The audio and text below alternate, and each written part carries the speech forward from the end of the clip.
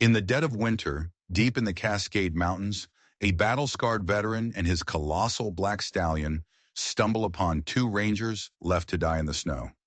Their survival seems impossible until the horse does something no one could have predicted. What follows is not just a fight against the cold, but a war against betrayal, hidden cartels, and a name from the past that refuses to stay buried. Before we dive in, let us know where you're watching from. And if you enjoy this story, don't forget to subscribe. The wind howled through the Cascade Mountains, a low, mournful sound that cut through the pines and whipped snow across the ridges. The world was a canvas of white and shadow, every sound muffled by the falling powder. The moon was a pale ghost behind the clouds, its light splintering through the branches in broken shards. Out here, winter wasn't a season. It was a test. A silence sharpened by a cold that could kill you without a sound. Thomas Grayson moved through the drifts, his boots making a soft crunching noise. He was 45, broad-shouldered, with the kind of deliberate walk that comes from years in combat boots. His brown beard, streaked with gray, collected tiny crystals of frost. His gray eyes were always scanning, carrying a weight he never spoke of, the echoes of a war far from these mountains. He wore a faded olive hunting jacket, patched jeans, and gloves worn so thin they'd molded to the shape of his hands. A lever-action rifle rested on his shoulder, not for sport, but from a habit as deep as breathing. Tonight, he wasn't hunting.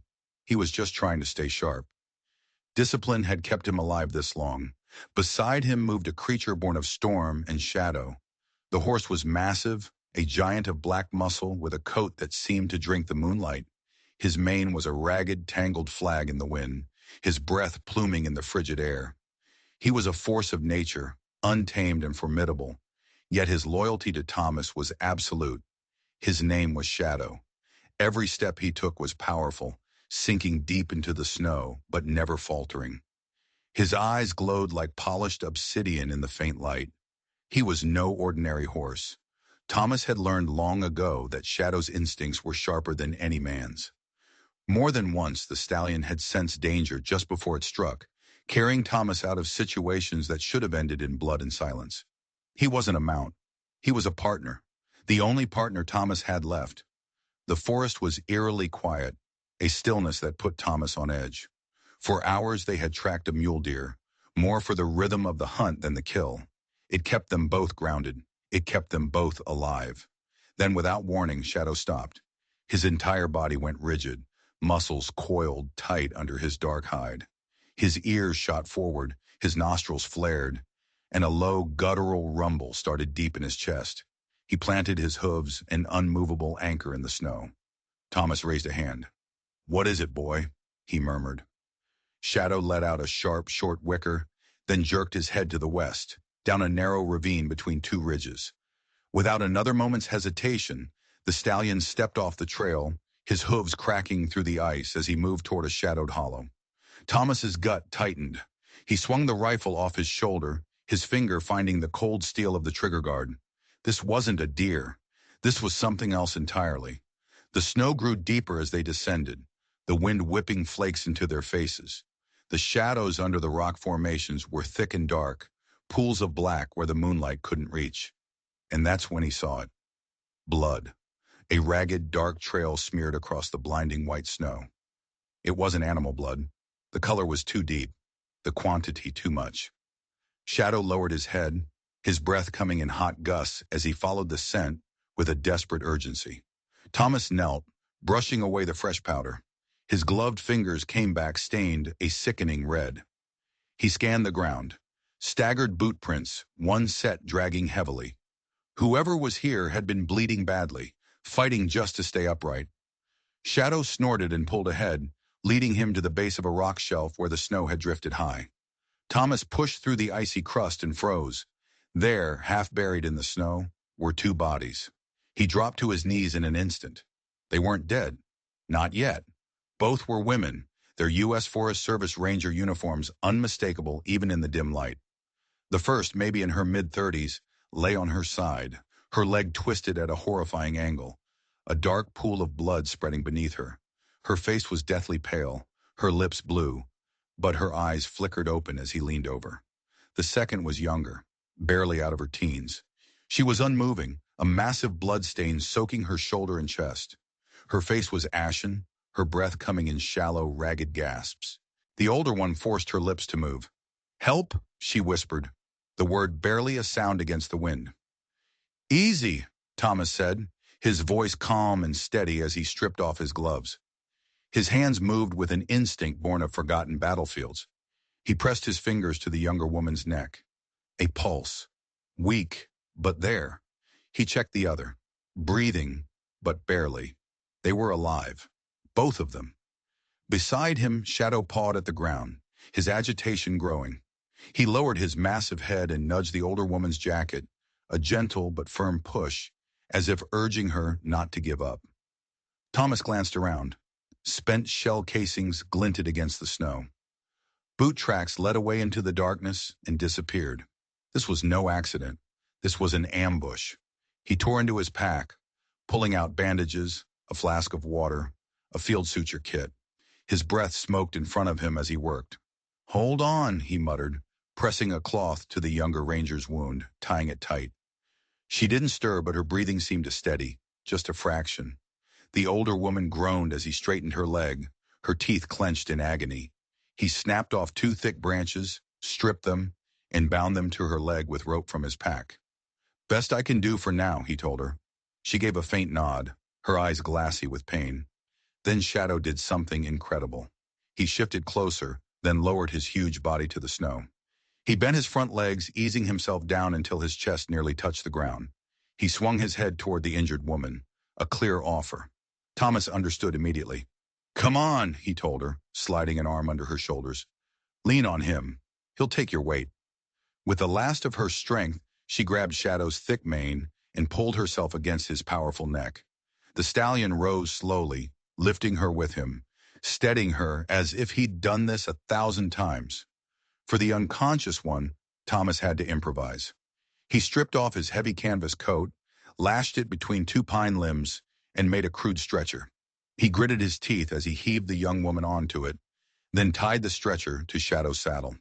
"Easy, boy," he whispered. "Slow. She can't take a jolt." Shadow snorted once, but stood as still as a statue. When he was ready, Thomas looped an arm around the older ranger's waist, guiding her as Shadow bore the weight of both women. It was a surreal sight. A battle-scarred veteran, a black warhorse, and 2 dying rangers, moving as one through the raging storm. The wind rose, driving the snow harder. The moon disappeared completely, plunging them into a deep, oppressive darkness. Thomas bent his head against the gale, his voice a low, steady promise. "Hold on, we're not dying out here tonight." The journey back was a brutal, slow-motion fight against the storm. Every step sank deep into the snow, and the wind threatened to throw them off balance. Thomas kept one hand on the ranger, Nora, and the other on Shadow's reins.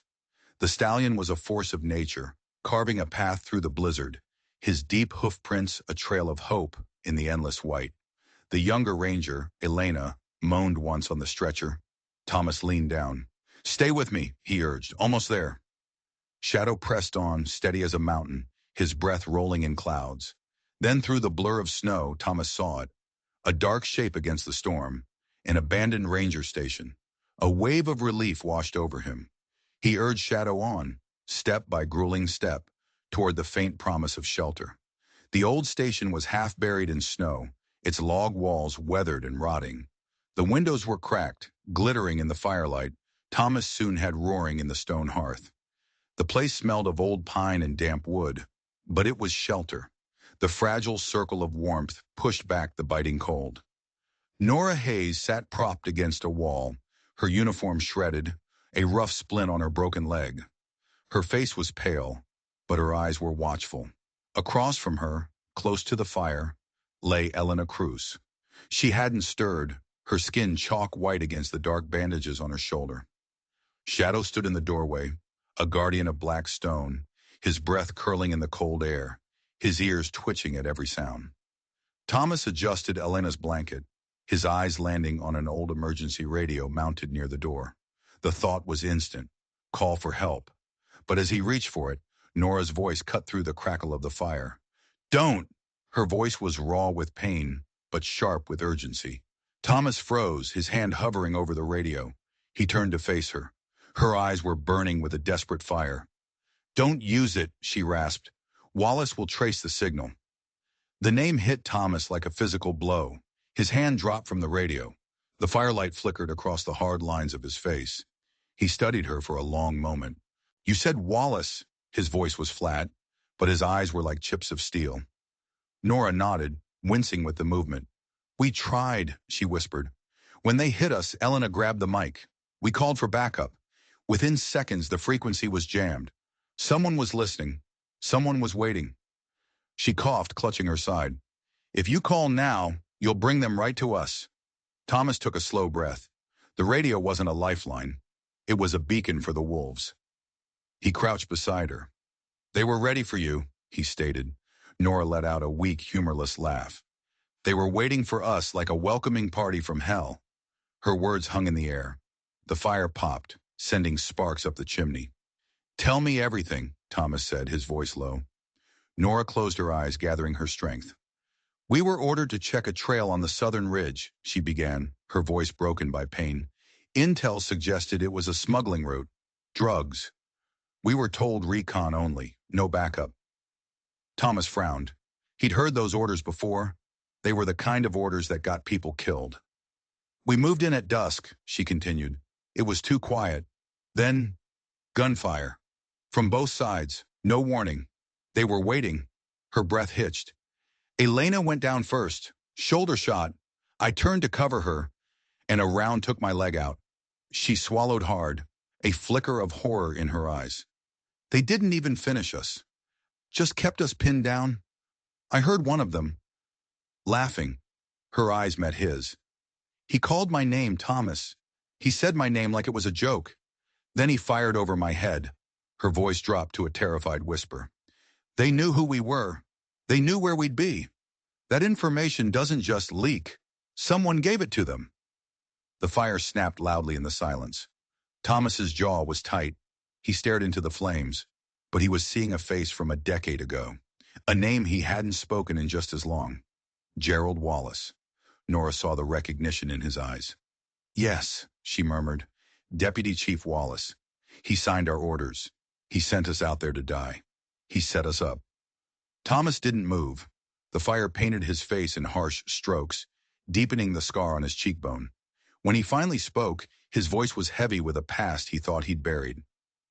"I know Wallace." His knuckles went white as he gripped the rifle across his knees. "He was my commanding officer in Afghanistan. He gave orders that sent good men to their graves, then covered it up and blamed anyone who couldn't fight back. When I stood up to him, he buried me too." "He hasn't changed," Nora whispered. "He never will," Thomas said, his eyes like flint. The cabin fell silent. Outside, the wind wailed. Elena stirred, moaning softly. Thomas moved to check her bandages. The bleeding had slowed. "She needs heat and time," he said grimly. "We keep her alive, or this all dies with her." Nora looked toward the doorway, where Shadow stood watch. "If it weren't for him," she whispered, "we'd still be out there." Thomas looked at the stallion. The horse's eyes gleamed in the firelight. "You're right," he said. "And this isn't over." His voice hardened. "But now I know exactly who we're up against." The fire popped again. The cabin felt like a tiny island in a sea of darkness, holding the warmth of the flames, the weight of a name, and the looming shadow of a man who was hunting them. And they all knew the night was just beginning. The fire had burned down to glowing embers, casting a faint red light across the silent cabin. It was that dead hour between midnight and dawn, when the world holds its breath. Outside, the storm had quieted, but the forest was still alive with the whisper of shifting snow.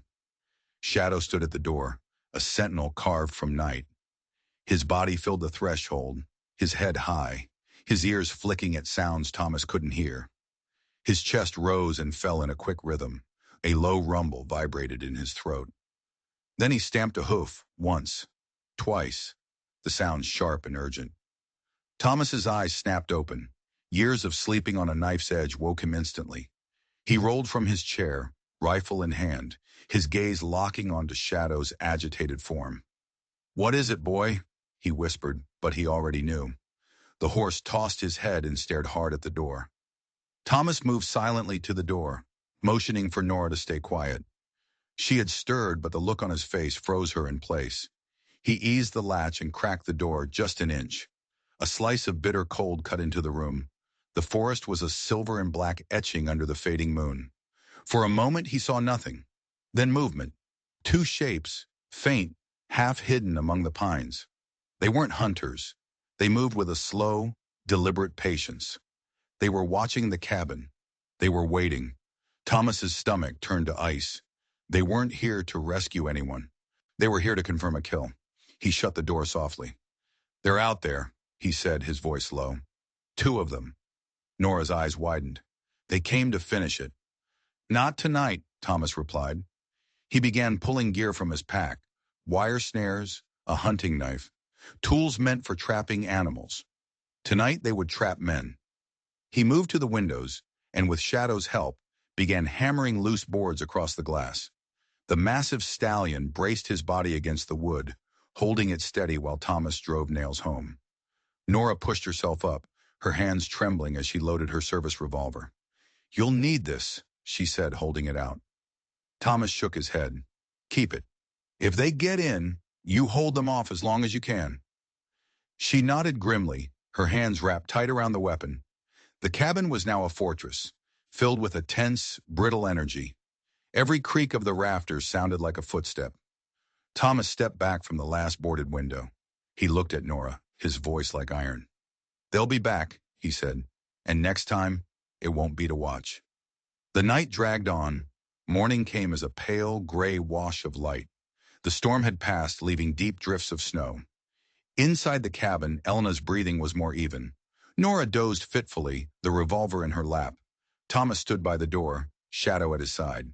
"I'll check the perimeter," he said. Nora stirred. "Alone." "Not alone." He touched Shadow's thick mane. "He'll lead. You stay here. Keep the fire going. If anyone but us comes through that door, shoot." Her voice was grim. "I will." Thomas and Shadow slipped out into the silent, snow-covered world.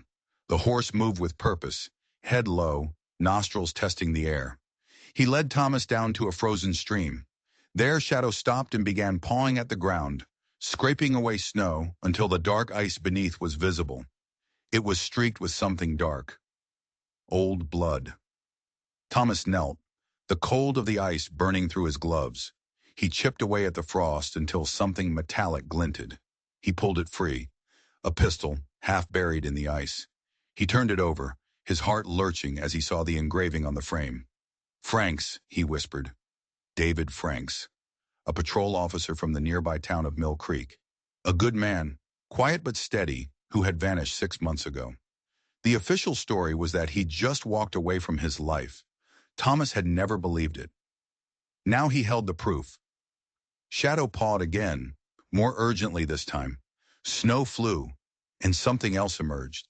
A black tactical glove, the palm torn open, crusted with dark stains. Thomas stood in the frozen silence, the gun in one hand, the glove in the other. He turned to Shadow, his voice low and hard. "Not an accident. Murder." The stallion blew a plume of steam, stamping a hoof hard enough to crack the ice. The pieces clicked into place in Thomas's mind. Franks had been looking into the smuggling routes.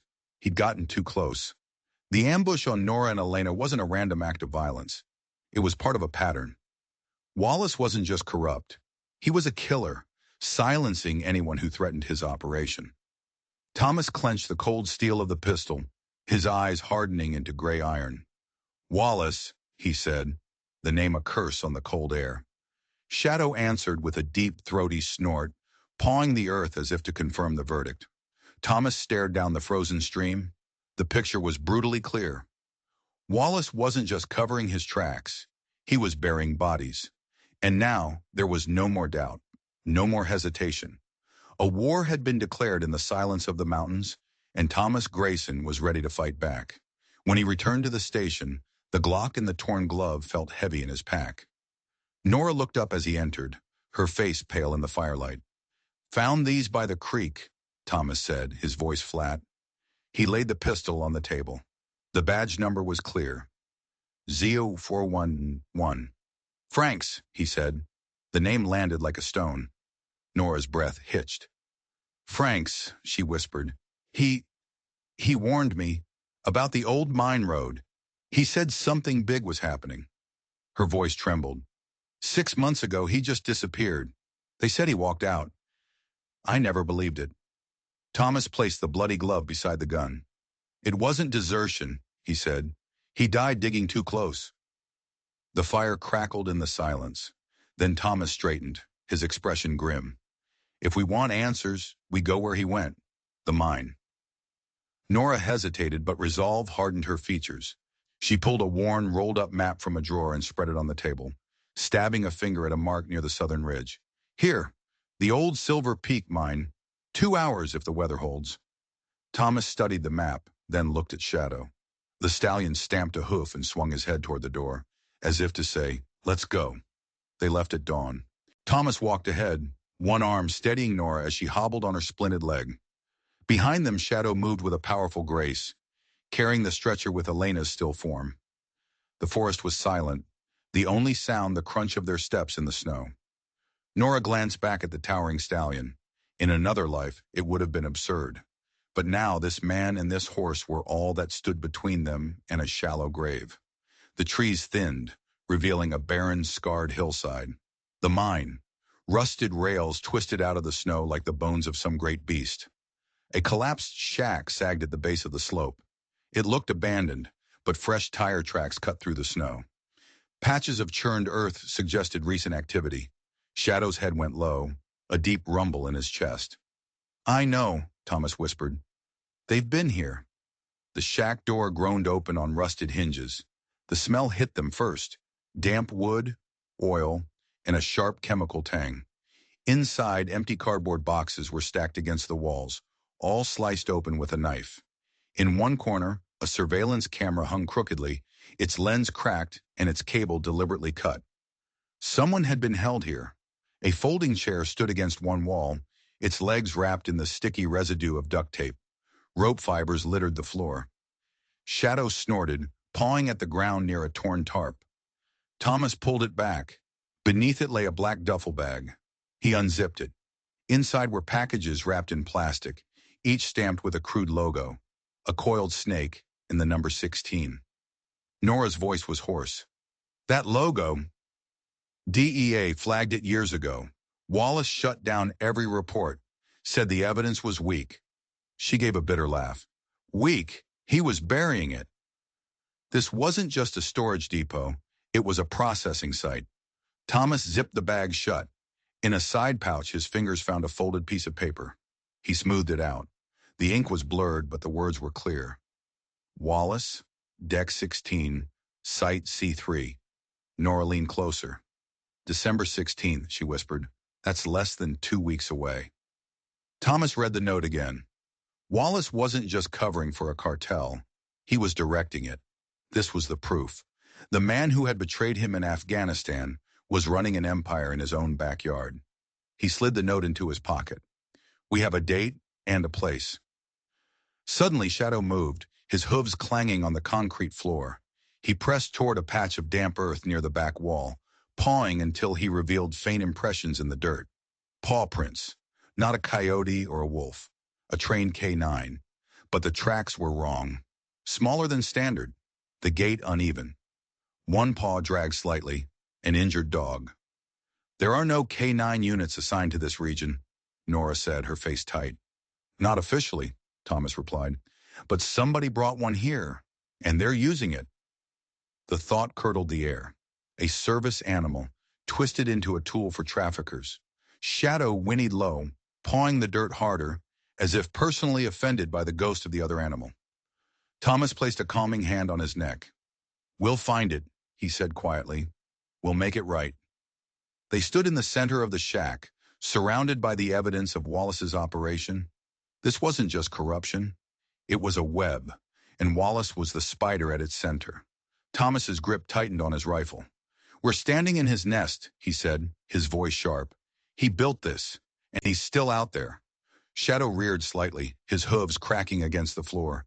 His defiant neigh thundered across the empty hills, a declaration of war rolling through the frozen forest. Thomas didn't stop him. The hunt had begun. The cabin felt smaller when they returned, the weight of their discoveries pressing in on them. They were no longer just survivors. They were holders of a truth so dangerous it could get them all killed. Nora rested on the cot. Elena lay still by the fire. Thomas stoked the logs, his rifle never far from his hand. Outside, Shadow stood guard on the porch, a black silhouette against the falling snow. No one spoke. They all knew Wallace wouldn't let them live with what they'd found. The real attack was coming. It came after midnight. The fire had burned low when the sound of shattering glass ripped through the cabin. A heavy thud, and splinters flew across the floor. "Down!" Thomas yelled, shoving Nora flat and covering her with his own body. Bullets tore through the thin log walls, ripping the air apart. Nora's scream was drowned out as Shadow exploded into action. The stallion reared, his powerful hooves smashing the already weakened doorframe to pieces. He stood in the breach, a living wall of black muscle, his body absorbing the splinters, his thunderous neigh shaking the rafters. Outside, muzzle flashes lit the tree line. Men in tactical gear moved between the pines, their radio chatter cutting through the chaos. "Target confirmed. Sweep it clean."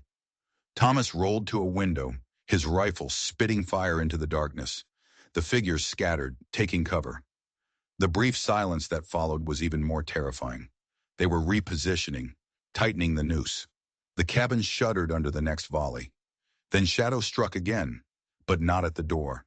He slammed his hooves against the floor near the hearth, then rammed his chest against the wall. A hollow thud. With a furious lunge, he smashed through the wood paneling. Dust and soot billowed out, revealing a dark cavity, a trap door, an old forgotten fire escape tunnel. "Well, I'll be damned," Thomas muttered, scrambling over. He pried at the broken wood, revealing a dark, yawning hole. Shadow stepped back, his eyes fixed on Thomas, as if to say, "This is the way." Thomas nodded. "Good work, partner." The walls shook again. "It's this or die," he said, adrenaline coursing through him. "Nora, you first!" He lowered her through the hatch. Then he turned to Elena, lifting her unconscious form as bullets ripped through the cabin. He passed her down to Nora in the darkness below. Shadow remained in the doorway, his massive body taking the brunt of the assault. A round grazed his flank, leaving a streak of red. The stallion screamed in pain and rage, but he did not move. He held his ground. Thomas fired one last burst into the tree line, then dropped through the hatch.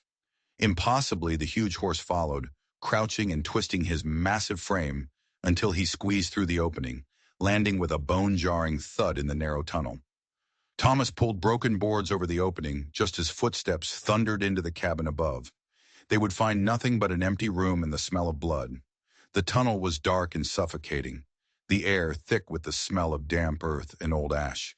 Thomas led the way with a flashlight, half carrying Elena, while Nora hobbled behind. Shadow brought up the rear, his broad shoulders scraping the dirt walls. Above, they could hear muffled shouts. "They can't be gone! Search every inch!" Thomas pushed them harder. "Move! They'll find the hatch!"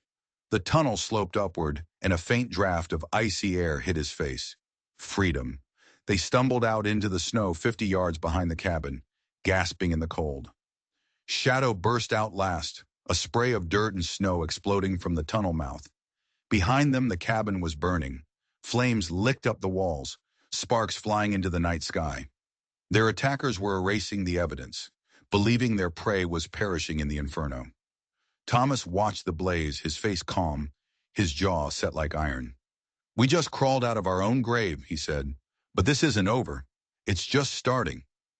Shadow threw his head back and let out a defiant scream that rolled across the valley, a promise of vengeance echoing against the mountains. Nora shivered, but not from the cold. They weren't prey anymore. Thomas scanned the tree line. "We move," he said. "There's another ranger post to the east. Abandoned. It'll give us cover." He lifted Elena into his arms and set off into the snow. Shadow walked ahead, carving a path, the burn on his flank steaming in the cold. The fire raged behind them, a funeral pyre for their sanctuary. Ahead, the forest waited, and somewhere in its depths, Wallace's men were regrouping. But now Thomas and Shadow weren't running. They were hunting. The abandoned ranger station was a skeleton of a building, its roof sagging, its logs dark with rot. Inside, the air was thick with dust and mildew. Thomas managed to get a smoky fire going in the hearth, just enough to fight off the chill. He laid Elena near the flames. Her breathing was steady, shallow, but she was alive. Nora collapsed into a sagging chair, her jaw tight with pain. Shadow stood at the door, a restless, powerful silhouette. The silence was heavy with the knowledge that the night wasn't over. The door burst open. FBI, don't move! Thomas spun, rifle half raised, but he froze. A tall woman in a tactical jacket stood in the doorway, a Glock held steady in her hands, aimed right at his chest. Her hazel eyes took in the scene in a heartbeat. Nora, injured but alert. Elena, unconscious by the fire. Then her gaze landed on Shadow, and her gun wavered. No, she whispered, her voice choked with disbelief. It can't be. The pistol lowered. She took a slow, hesitant step forward, her eyes wide with shock. Shadow, she breathed, her voice cracking on the name. The stallion blew a hot gust of air, his ears flicking. He studied her for a long moment, then dipped his massive head in what looked like recognition. The woman let out a choked laugh, a tear tracing a path down her cheek. I thought you were gone, she said, her voice trembling. 5 years ago, the fire. They said no horses made it out. I searched. You just vanished. Thomas stared between them. You know him? She nodded, swallowing hard. Rachel Monroe, FBI. Before this, I worked with the Cascade Conservation Project. Shadow. He wasn't just a wild Mustang. He was a legend. We always said he was half wild, half something else entirely. Her voice faltered. When the fire came, we assumed the worst. I've kept his file in my desk ever since. Shadow closed the distance between them, lowering his head until his muzzle brushed her hand. Rachel let out a shaky breath, her fingers sinking into his thick mane. You're alive, she murmured, and still saving lives. Later, with weapons holstered, they sat by the fire. Wallace, Rachel said, her voice grim. That name has been a ghost in my files for years. Every time I got close to a major shipment, his name would surface in the whispers, and then the case would get buried. Witnesses would disappear. Evidence would be lost. Thomas stared into the flames. He was my CO in Afghanistan, he said, his voice flat. He got good men killed for his own ambition. When I reported him, my career was over before the ink was dry. I watched 3 of my brothers die because of him, and he walked away with a promotion. Rachel's hands clenched into fists. Same story, different war. I lost agents. I lost witnesses. I thought I was chasing a phantom, but it was him, pulling the strings the whole time. She leaned forward, spreading a creased folder across the floor. It was filled with maps, manifests, and notes. This is bigger than the Cascade, she said. This pipeline crosses state lines. It runs so deep, the only explanation is federal cover. Nora stirred, her voice raspy. That's why our reports always disappeared. Exactly, Rachel said. He has protection, high up. He's been untouchable. Until now. The weight of her words settled over them. This wasn't just a corrupt cop. This was a conspiracy that reached into the highest levels of power. Shadow pawed the floor, a sharp, impatient sound. Even he knows, Nora muttered, a faint smile touching her lips. The fire burned low. The 3 of them sat in the small circle of light, their faces etched with exhaustion and a new, terrible resolve.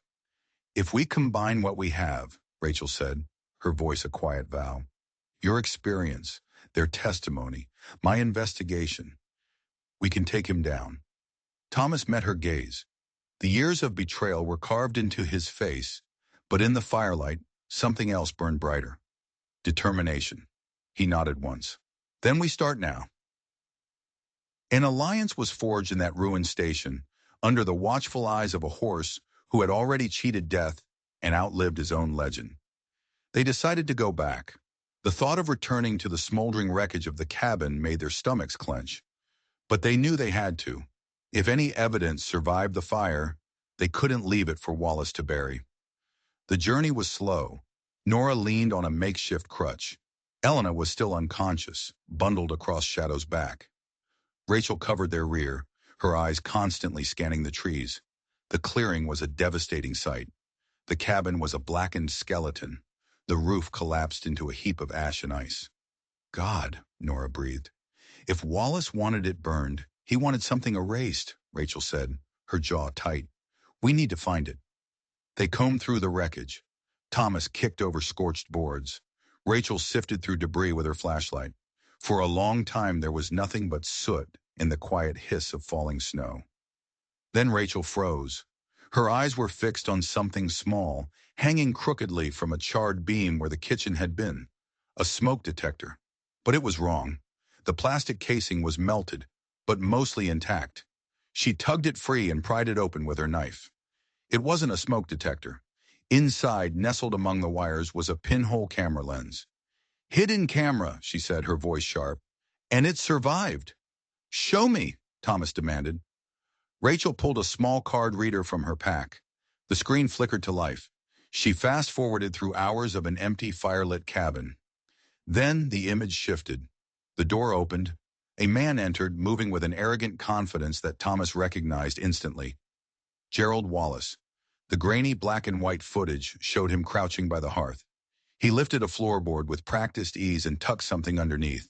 A burner phone. A folded map. Then he replaced the board and walked out, just hours before the ambush. Rachel's hand tightened on the reader. There it is, she whispered. We have him. On tape. They worked quickly, prying at the charred floorboards Wallace had touched. Beneath the soot, Thomas's hand closed around a waterproof pouch. Inside were two things, a cheap burner phone and a folded map marked with red lines that converged on a single point. Site C3, Nora read over his shoulder, the same place from the note in the mine. He wasn't just giving orders, Thomas said grimly. He was on the ground, planning it himself. This ties it all together, Rachel said. But Thomas wasn't finished. He reached into his own pack and pulled out a worn, yellowed folder. He slid it across a scorched table to Rachel. What's this? She asked. 10 years, Thomas said, his voice low. 10 years I've carried that, hoping someone would finally look. Rachel opened it. Inside were pages of reports, maps, and photographs. Detailed accounts of smuggling routes through the Cascades, all filed a decade ago. Every single report was signed at the bottom. T. Grayson. I filed them all, Thomas said, his voice hard. Wallace dismissed everyone, called the intel unreliable. A month later, I was dishonorably discharged. My file vanished. My career was gone, and the pipeline kept running. Rachel read in silence, her expression hardening with every page. When she finished, she set the file down, her hands trembling slightly. It all matches, she whispered. Every route, every contact point. This is the backbone of his entire operation. He didn't just bury your career. He built his empire on top of it. They gathered the evidence. The USB drive from Nora, Frank's Glock, the bloody glove, the note from the mine, the hidden camera footage, the burner phone and map, and now Thomas's decade-old reports. A mountain of proof. This is enough to bury him in court, Rachel said, tapping the map. But court is too slow. He'll be at Site C3 on December 16th. That's when we end this. That's less than 2 weeks away, Nora said. Then we prepare, Rachel replied. He'll be expecting a clean handoff. We'll give him a war instead. Thomas leaned forward, his voice like cold steel. Wallace ruined my life. He killed men I served with. He tried to kill 2 good rangers. Now he's coming back to my mountains. His jaw was set. This time I'll be waiting for him. Shadow stamped the ground, a deep thud that echoed through the ruin. His head rose, his eyes bright in the firelight. He agrees, Nora murmured. The snow fell harder, moaning through the broken timbers. The weight of the evidence surrounded them, but they all knew proof alone wouldn't stop a man like Wallace. December 16th would. Thomas rested his hand on his rifle, his gaze on the silhouette of Shadow, standing watch in the storm. This time, he said, his voice a quiet promise to the wind, we don't let him walk away. The old mine at dawn was a skeleton shrouded in fog. Rusted girders clawed at the sky, and the wind moaned through hollow pipes. Thomas crouched on a high rock ledge, Shadow at his side, his hand resting on the stallion's tense neck. Below them, the clearing was a stage set for a final, bloody act. Behind him, Rachel whispered into her headset. FBI units are in position, circling the perimeter. We wait for Wallace. Thomas nodded, his eyes fixed on the swirling mist. Further back, Nora was propped against a rock, rifle across her knees. Elena knelt beside her, reloading magazines with steady hands. Thomas leaned close to Shadow. It's time, old friend. Today it ends. The stallion snorted, hot vapor curling like smoke. The sound of engines growled through the fog. 3 vehicles emerged, a black SUV and 2 battered pickups. Doors opened, men spilled out, and then Gerald Wallace stepped into view. Even from a distance, the arrogant confidence was unmistakable. Where are they? He barked into the stillness. Where's my buyer? Silence answered. The fog coiled around him. Wallace's jaw tightened. Steady, Rachel whispered into her mic. Let him settle.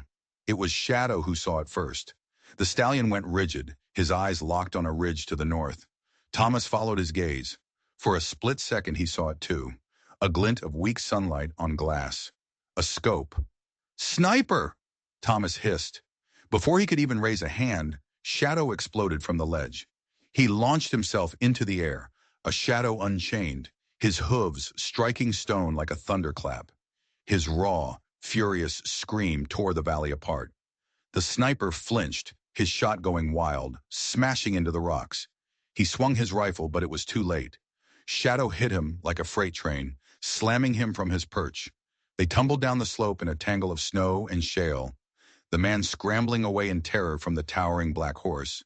The failed shot was the spark. Gunfire erupted from all sides. Federal agents, drop your weapons! The mine exploded into a maelstrom of chaos.